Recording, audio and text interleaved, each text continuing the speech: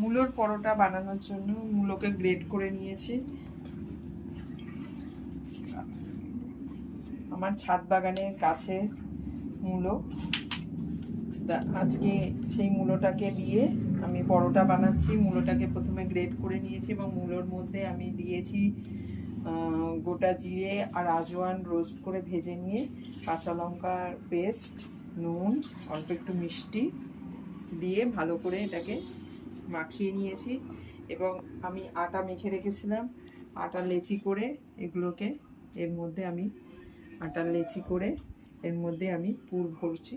পুর ভরে এগুলোকে আমি এখানে পুর রেডি করে রেখেছি। এবার এগুলোকে আমি একটা একটা করে বেলে নিচ্ছি। বেলে এবার এটাকে আমি চাটুতে, তাওয়াতে ভালো করে সেকে এগুলো তেল দিয়ে ভেজে, এবার একটা ভাজা হয়েছে, সবে একটা ভেজেছি। এইভাবে মূলোর পরোটা বানানো হচ্ছে। মূলোর পরোটা